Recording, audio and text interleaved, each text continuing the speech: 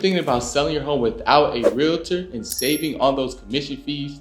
Well, in this video today, I'm going to actually tell you what you actually need to know to be able to sell your home by yourself. And look, it's a little bit more complicated than just throwing up that for sale sign, okay? So stick around. If this is your first time on this channel, you want to know everything there is to know about living in Chicago, then subscribe below and tap the bell for notifications so you can be the first to know about the current market here in beautiful Chicago.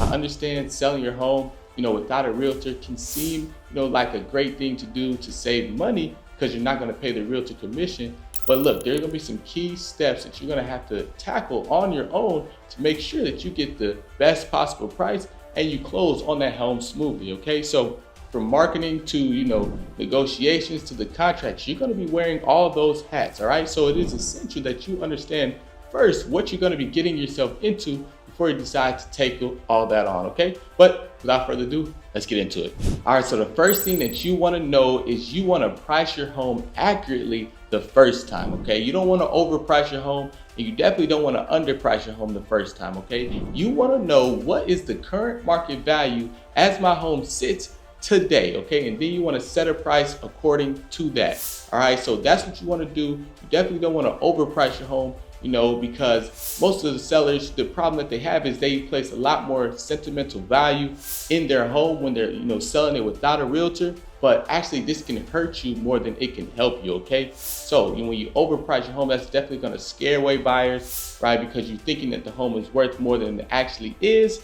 And that's going to definitely scare away serious buyers. And you definitely don't want to underprice your home because then you're going to be cutting into your equity and you're not going to be getting top dollar that you can actually get for your home, okay? So you definitely want to set the right price for your home the first time so you can get, a good and profitable sale for your home. Now, the next thing that you want to know is you want to know if your home is ready to be sold or ready to be put on the market, okay? So you want to prepare your home for sale. There's a couple things that you can do. You want to go ahead and, start decluttering, cleaning up, increase the curb appeal of your home.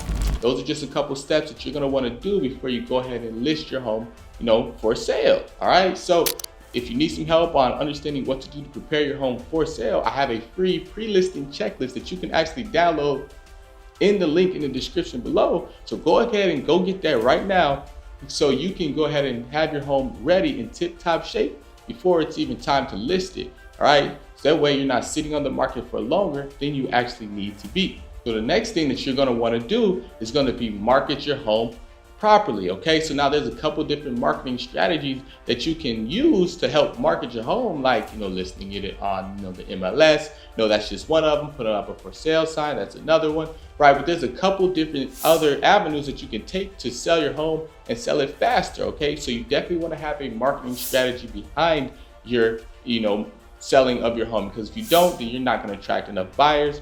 Your home may be sitting on the market for longer than you actually would like it to be.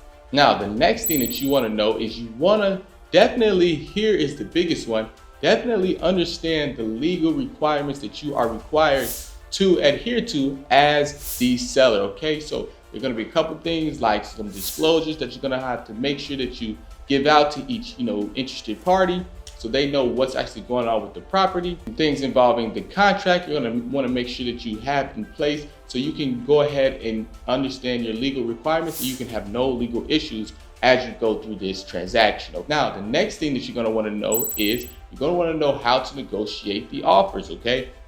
So if you do a good job with the marketing and preparing your home for sale because you use a checklist in the link in the description below, then you're going to get a couple different offers, or you may get one or two offers in, and you're going to want to negotiate those offers, okay? So you're going to have to do this by yourself. You're not going to have anyone there to consult with you unless you consult with your wife or your husband. Then you'll have them to consult with, but then you are going to be the one negotiating the offers that you guys receive, okay? So then you're going to have to identify if this is a good deal, if this is not so good deal, did they lowball me?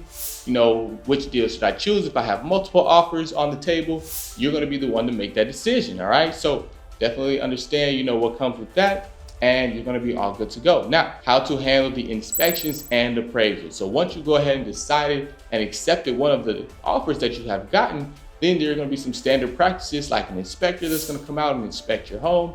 and then there's going to be an appraiser that's going to come out and appraise your home. Okay, so you're going to understand, if you valued your home right the first time. Okay, so that's what the appraiser is going to do, and then after they go ahead and do their work and they submit their forms back to the buyer or the mortgage lender, then there may be some additional negotiation that happens after the inspector comes back and the appraiser comes back. Okay, so you got to be able to handle those hurdles there.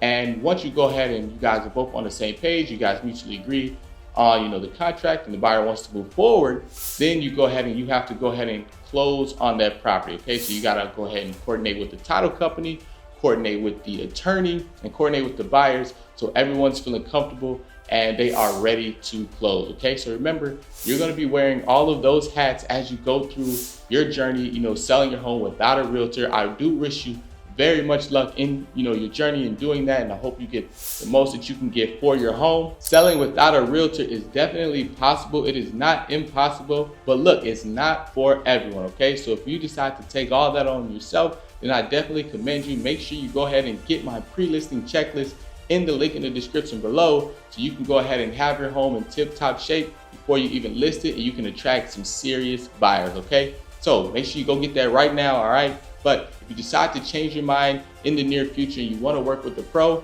definitely reach out to me, shoot me an email, or schedule a Zoom call with me.